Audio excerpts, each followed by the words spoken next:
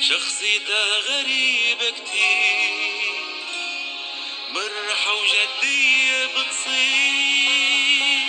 بس تقرر تعمل شي كل شي على كيفها بيمشي، كل ما تدور